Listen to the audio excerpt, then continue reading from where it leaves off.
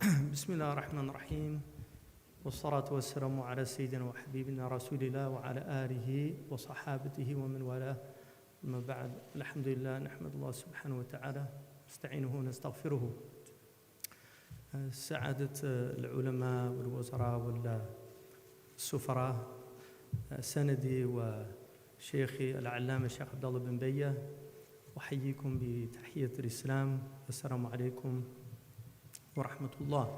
Alhamdulillah, this is an extraordinary event for me because all things that manifest in the world begin as ideas.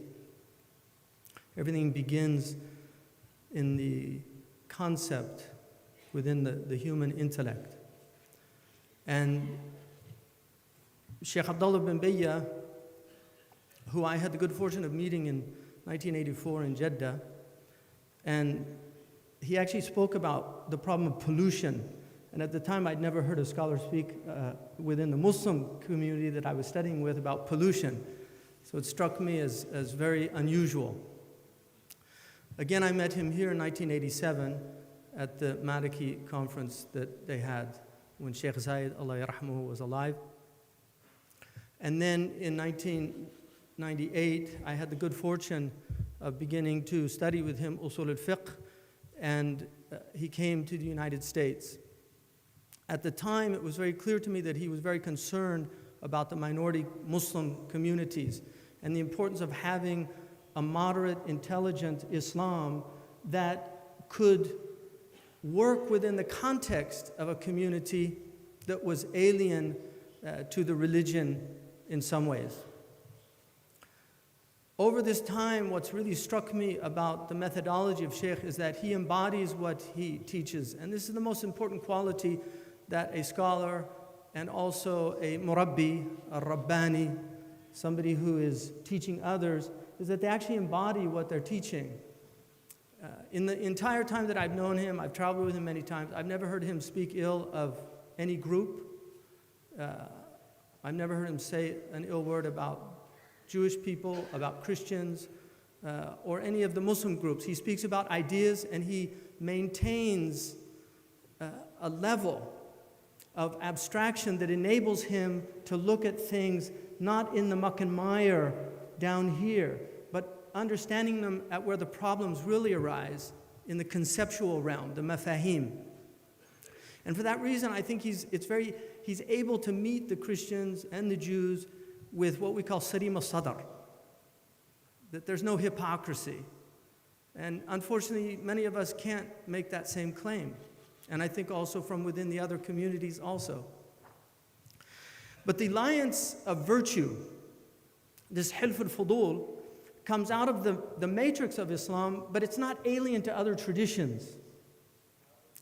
The idea of what the Arabs call qawasim mushtaraka, these common denominators that we share, that bind us together. And if we look at the seerah of our Prophet, the biography of our Prophet, it's very clear that he was making alliances, that he did not see religion as something that left us in antagonistic relationship with. And just one example of that, the man who the Prophet engaged to guide him from Mecca to Medina, Abdullah bin Arqad or Urayqit, was a polytheist. He was a pagan. But because he was known to be trustworthy and the Prophet did not feel he would betray him to the pagans, he became his guide.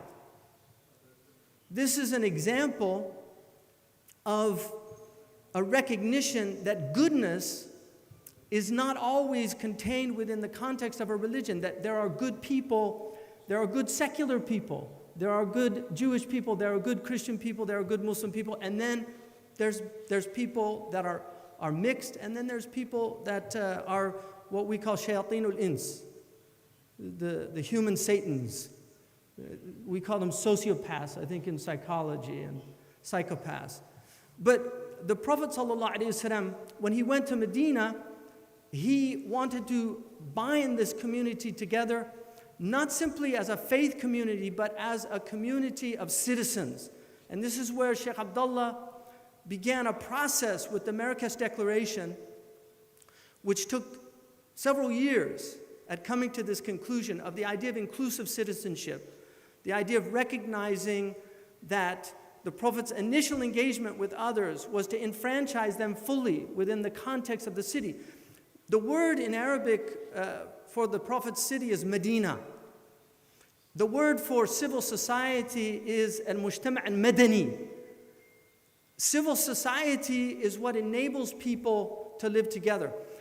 In the Prophet ﷺ's lifetime, between 561 and 603, there was a Pax Romanica in the region.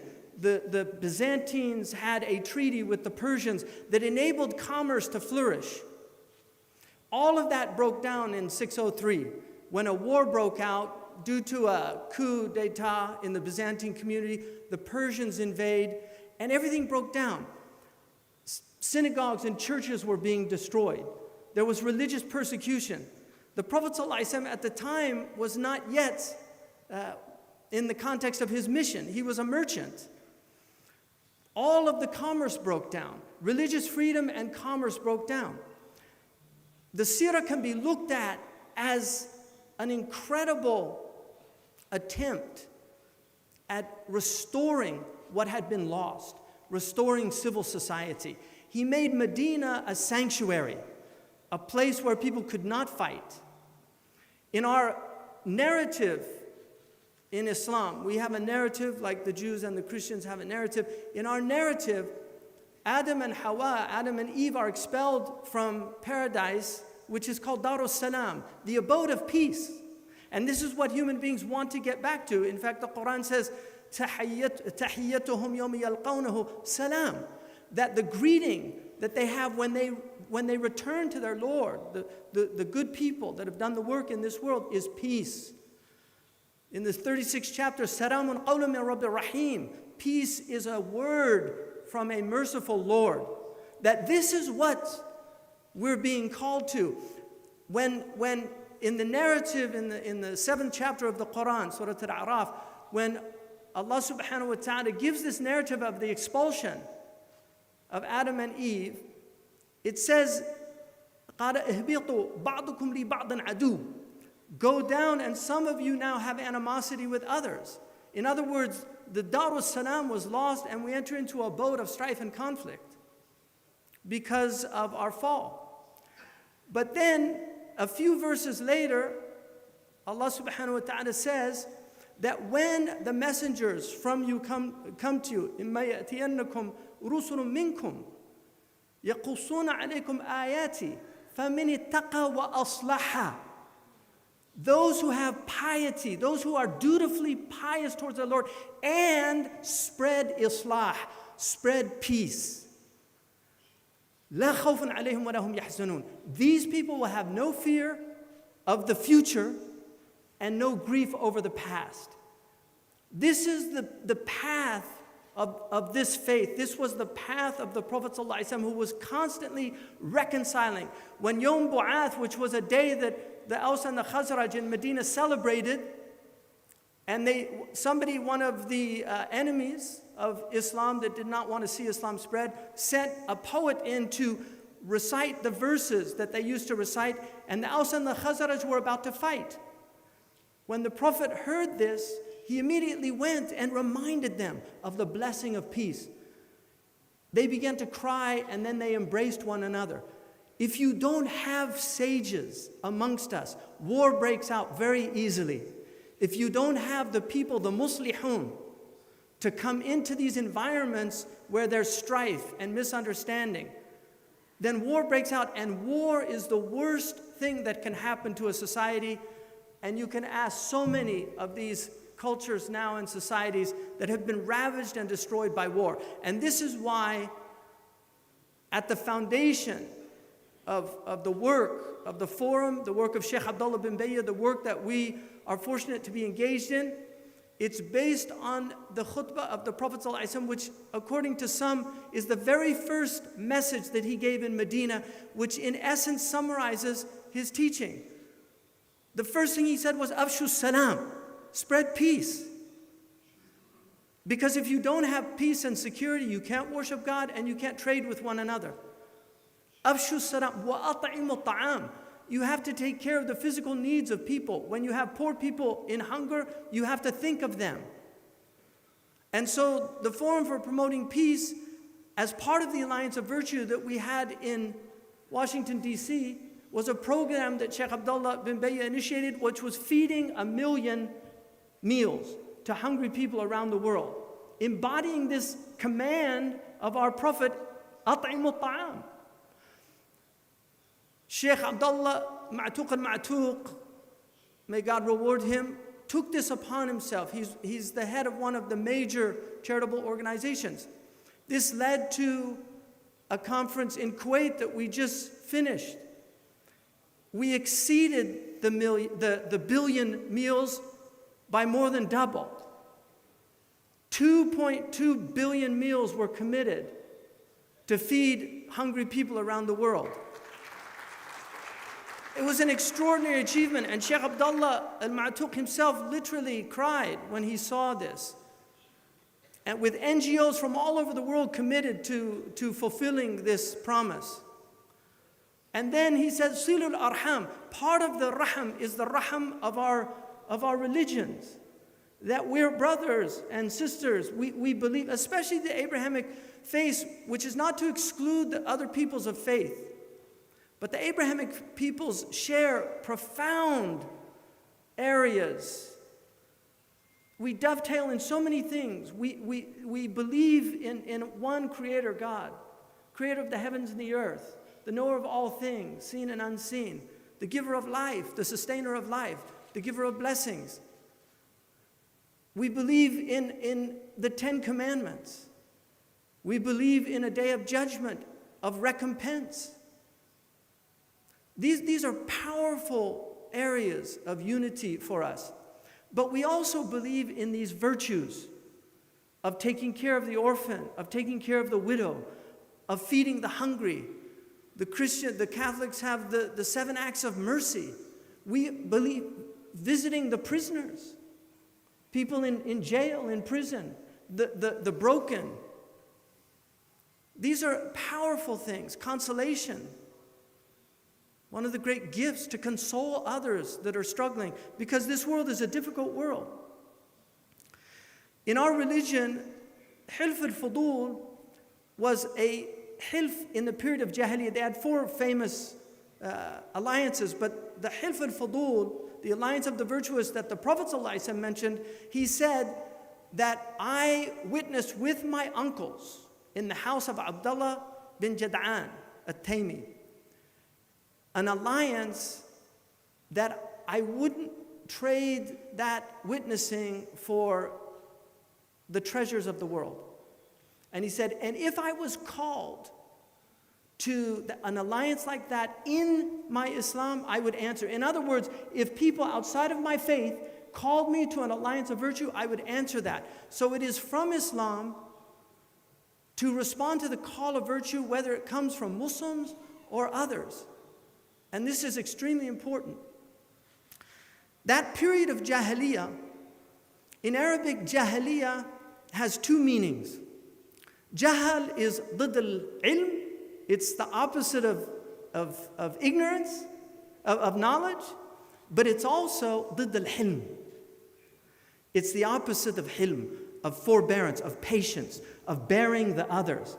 The Quran says, وَجَعَلْنَا بَعْضُكُمْ لِبَعْضٍ فِتْنَةً أَتَصْبِرُونَ? It's a powerful question from God. We made some of you a tribulation for others. Will you show patience? Will you be Halim? One of the names of God is Al-Halim. Sidi Ahmed Zarruq said the biggest proof that God is Halim, is forbearing, is sailors. Because he said some of the worst people in the world are sailors. And he said, yet they sail the oceans and they arrive to the opposite shore safely. No offense to any sailors. God is Halim and is telling us to be Halim, to take on these attributes. It's called ta'alluqat of the asma, of the names of God, of how we takhallaq, how we take on the character that Allah subhanahu wa ta'ala describes himself with. And so knowledge and forbearance and patience are keys to this. We've been incredibly blessed to have the guidance of Shaykh Abdullah bin Bayyah. May God strengthen him and give him good health. We've had incredible support from this country, which is known for its tolerance. I was fortunate to study here as a young person. I got a scholarship from this country. I have a great sense of loyalty to this country because of what it did for me as a young student in the 1980s. I came here. And the fact that all of you have come from so many distant places to honor us with your presence and to be committed to this alliance of virtue is quite extraordinary. And in a time where things are breaking down, the center isn't holding. In a time when there's so much strife and tribulation and division around the planet, there has to be amongst us sages and people committed to spreading peace, afshu salam, to spreading virtue, to reminding people. This is extremely important, and hopefully, ma'diratan ila rabbikum, that at least we can have an excuse with God on the day of judgment, that we tried, we did our best. It's not for us, the outcome is never for us, the outcome is determined partially by the effort, but in the end it's what we call tawfiq, it's success from providence. And so we hope that this endeavor has success and continues to have success.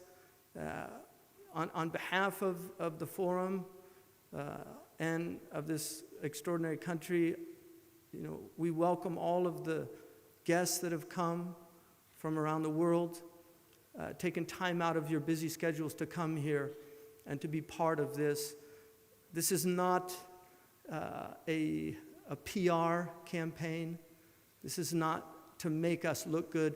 This is, and we say, إِنَّمَا الْأَعْمَالُ بِالنِّيَّاتِ. Actions are by intentions. The intention behind this is to live up to these powerful truths. And in conclusion, there are people that say religion creates all this strife. Look at the world without religion. Look at the world with ideologies.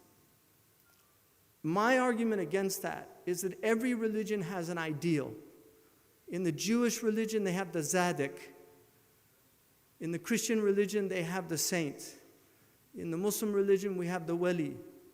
In Buddhism, they have the bodhisattva. In Hinduism, they have the sannyasi, the arahat. The hallmark of all of these people are a commitment to justice and mercy. And their hallmark is universal mercy, that they love for the sake of God. And this is what I have experienced from my teacher, Shaykh Abdullah bin Bayyah, that he embodies that message. And this is the message that he's spreading, and this is the message we're committed to. Thank you. Shaykh Hamza.